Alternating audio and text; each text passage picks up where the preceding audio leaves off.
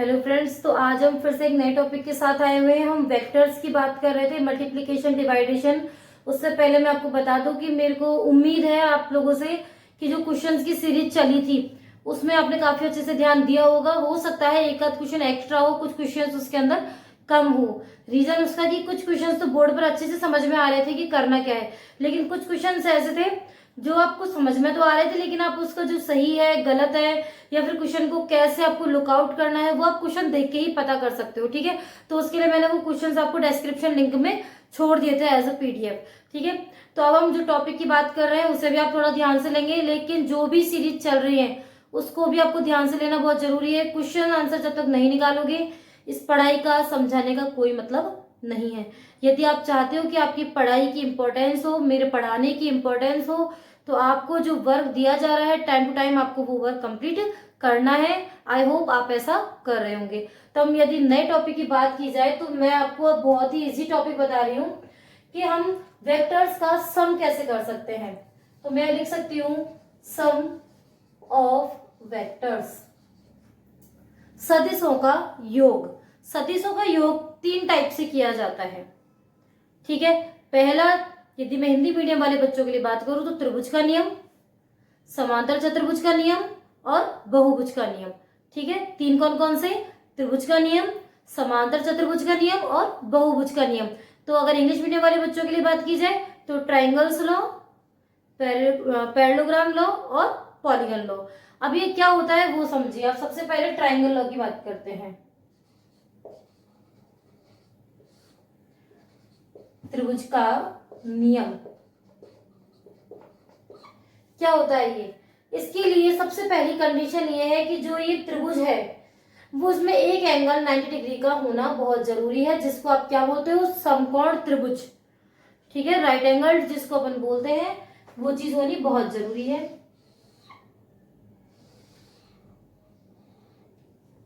ठीक है, ऐसा कई केसेस में माना जाता है कि यदि ये 90 डिग्री का होता है तो बहुत सही रहता है। लेकिन यदि मैं बात करूं कि यदि हम यहाँ पर वेक्टर्स की बात कर रहे हैं, ट्राइंगल लॉ में दो टाइप के होते हैं। एक तो वो जिनमें 90 डिग्री की जरूरत होती है, यहाँ हमें कोई 90 की जरूरत नहीं है। ठीक है, मैंने आपको बोल दिया ट्राइंगल लॉ दो टाइप के होते हैं। यदि हम वेक्टर्स की बात कर रहे हैं तो वेक्टर्स के अंदर ये 90 का हो, जरूरी नहीं है 90 का होता है तो भी हमें प्रॉब्लम नहीं है, 90 का नहीं है तब भी हमें प्रॉब्लम नहीं है। क्योंकि ये जो 90 एंगल की जो बाउंड्री है ये सिर्फ पाइथागोरस थ्योरम के लिए बोली जाती है, जिसको इंग्लिश बुक के अंदर, यदि आप किसी इंग्लिश राइटर की बुक पढ़ोगे तो उसके अंदर इसको ट्राइंगल लॉ के नाम से भी जाना जाता है। तो ये चीज मैंने आपको क्लियर कर दी है। काफी टीचर्स कॉन्फ्लिक्शन कर सकते हैं इस चीज के ऊपर कि मैम ये ट्राइंगल लॉ नहीं होता, ये पाइथागोरस थ्योरम का लॉ होता है। तो लेकिन मैं वहां आपको ये क्लियर कर दूं कि यदि आप किसी इंग्लिश राइटर की बुक पढ़ते हो, ठीक है, तो जैसे कि ए फेनमैन, ये बुक्स के नेम है। यदि आप इन बुक्स को पढ़ते हो जो पाइथागोरस थ्योरम जो कि ट्राइंगल के ऊपर ही है, तो इसको ट्राइंगल लॉ के नाम से भी जाना जाता है। ठीक है, तो ये अपने को इन बुक्स के अंदर नहीं मिलेगा, ये मैं क्लियर आपको कर चुकी हूँ। तो यदि हम वेक्टर्स की बात की जाए तो हमें कोई भी एक ट्राइंगल लेना है।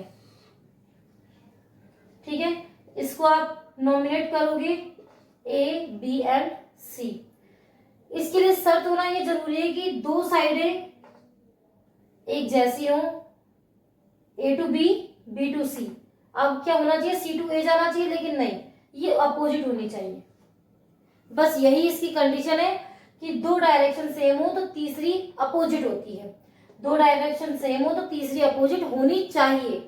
उससे क्या होगा कि जो ये डिफरेंट वाली है, वेक्टर्स लगाना बहुत जरूरी है, तो जो ये डिफरेंट वाली है उसका जो आंसर होगा वो इन दोनों के सम के इक्वल होगा। आगे बात समझ में कि इसके अंदर ट्राइंगल के अंदर जो दो साइड्स है उनकी डायरेक्शन सेम होनी चाहिए और जो थर्ड लाइन है उसकी डायरेक्शन अपोजिट होगी, जो क्या शो करेगी कि उसका जो मैग्नीट्यूड है, जो उसका आंसर है, वो बाकी दोनों लाइंस के सम के इक्वल होगा। ठीक है, अब मैं इसके एज ए एग्जांपल आपको समझा देती हूँ इसको। देखिए कुछ भी नहीं है ना इसके अंदर कि यदि आपको इस टाइप से एक ट्राइंगल दे दिया,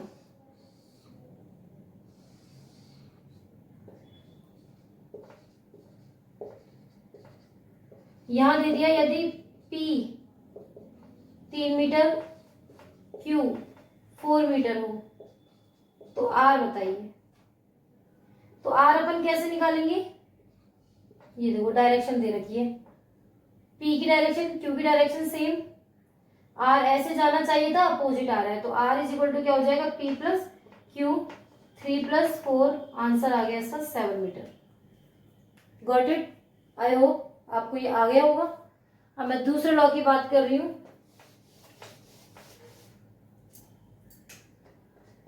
पैरेललोग्राम लॉ। ये साइन आप याद रखिए कि ट्रायंगल का कैसा बनता है, पैरेललोग्राम का इस टाइप से बनता है, पैरेललोग्राम, ठीक है। इसको बोलते हैं समांतर चतुर्भुज का नियम, समांतर चतुर्भुज का नियम, ठीक है। अब इसके लिए क्या बात करेंगे, समांतर चतुर्भुज होना चाहिए। समांतर चतुर्भुज क्या होता है, समांतर चतुर्भुज होता है कि जिसके आमने सामने की कैसी होती है, पैरेलल होती है रेस, ठीक है। इसमें भी 90 का एंगल जरूरी नहीं है, लेकिन ये कैसी होती है, आमने सामने की पैरेलल होती है, ठीक है, पैरेलल एंड इक्वल। तो देखिए ये आपने पैरेललोग्राम बनाया,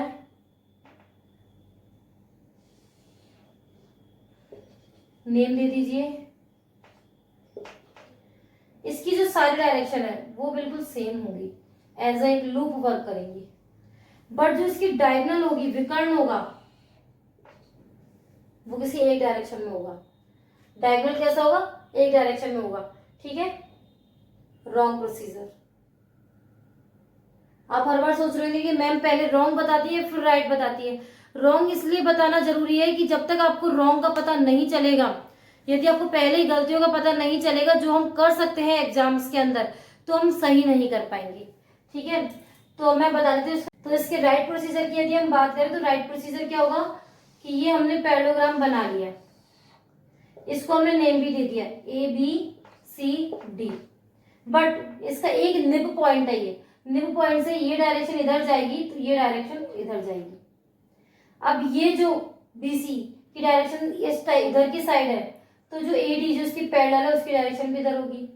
BA की डायरेक्शन अपर में है तो CD की डायरेक्शन भी अपर में होगी, और ये जो इसकी डायगोनल है उसकी डायरेक्शन हम इसकी डायगोनल की साइड में दे देंगे। तो ये P हुआ, ये हमने Q मान लिया, ये P है तो ये भी P होगा, ये Q है तो ये भी Q होगा, इसको हमने R माना। अब हम लोअर ट्रायंगल की यदि हम बात करें तो लोअर ट्रायंगल है BCD। इसके अंदर आप क्या देख रहे हो, BC और CD की डायरेक्शन तो सेम है, लेकिन BD की डायरेक्शन डिफरेंट है। तो BD vector is equal to क्या आ रहा है, BC vector plus CD vector. तो BD वेक्टर क्या आ रहा है, Q vector plus P vector, ठीक है। यदि मैं अपर ट्रायंगल की बात करूं, अपर ट्रायंगल है BDA, ठीक है। यदि अपर ट्रायंगल की बात करें तो देखिए इनकी डायरेक्शन बिल्कुल सेम है, BA vector plus AD vector. तो BD वेक्टर क्या हो रहा है, BA P vector plus Q vector. ये हो गया इक्वेशन नंबर फर्स्ट, ये इक्वेशन नंबर सेकंड। अब BD BD ये तो सेम ही है ना, आप यही देख रहे हो इसके अंदर BD डायगोनल ही तो है, बिल्कुल सेम है। तो क्या हो गया, Q vector plus P vector is equal to P vector plus Q vector. क्रम विनिमय का नियम का पालन बोलते हैं, क्रम विनिमय, लाइन इंटरचेंजेस, नंबर इंटरचेंजेस, क्रम विनिमय हो ही रहा है, Q vector plus P vector आ रहा है, P vector plus Q vector आ रहा है, मतलब एडिशन में उनकी जगह यदि चेंज भी हो रही है तो इसका कोई इफेक्ट नहीं आ रहा है। तो ये है आपका समांतर चतुर्भुज का नियम, पैरेललोग्राम लॉ, ठीक है। अब पॉलीगन लॉ की बात कर लेते हैं।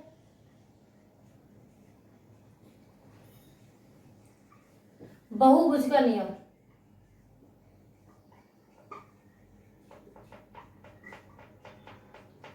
जाहिर सी बात है इसे तो आप समझ गए होंगे। वैसे तो त्रिभुज के अलावा जो भी शेप बनती है त्रिभुज से, मतलब 3 भुजाओं से ज्यादा जो भी शेप बनती है वो पॉलीगन के अंदर आती है, ठीक है। लेकिन यहाँ पर हम पॉलीगन के अंदर लेंगे 4 से बड़ी वाली संख्याओं को, ठीक है। तो मैं यहाँ पर एक पंचभुज ले लेती हूँ, पेंटागोनल।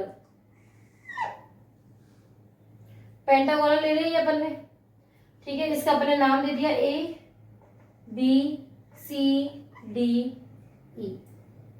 ध्यान रहे इसके अंदर ए से स्टार्ट हो रही है चीजें, तो ए से तो बिल्कुल आपको डायरेक्शन सीधी सीधी देनी है, लेकिन जो ये लास्ट लाइन है उसकी आप अपोजिट दोगे डायरेक्शन, ठीक है। और इसका आप नाम रखोगे आर, ये हो गई PQST।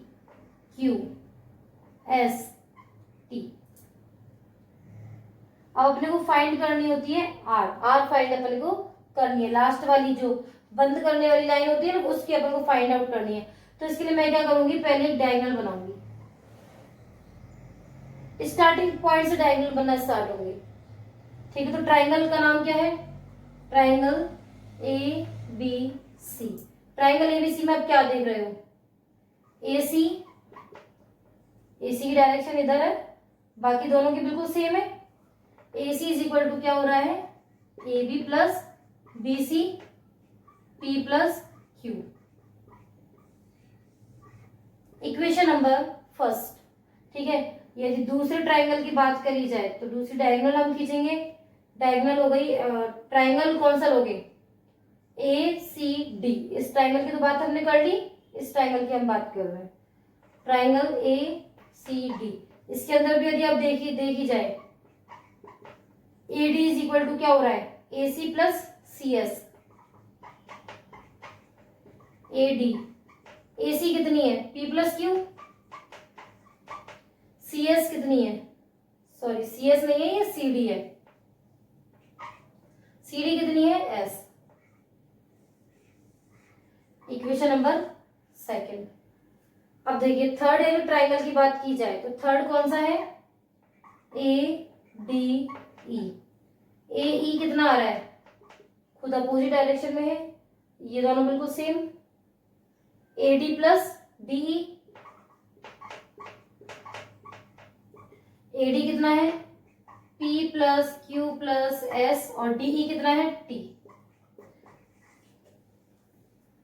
यदि सिंपल वे में इसका लॉजिक देखा जाए तो जो लास्ट साइड है RAE, उसका टोटल इन चारों साइड्स के इक्वल हो रहा है। देखिए P plus Q plus S plus T, देखिए इसका मतलब क्या है कि जो डायरेक्शन अपोजिट होती है उसका जो मैग्नीट्यूड है, जो उसका आंसर है, वो टोटल जितनी भी लाइंस होती है उनके एडिशन के इक्वल होता है। आई होप आपको ये वीडियो अच्छे समझ में आई होगी, इसका आपको प्रॉफिट होगा। आप इसको लाइक शेयर सब्सक्राइब कीजिए, अपनी फैमिली के मेंबर्स को बढ़ाइए। इतना सपोर्ट और प्यार देने के लिए थैंक यू।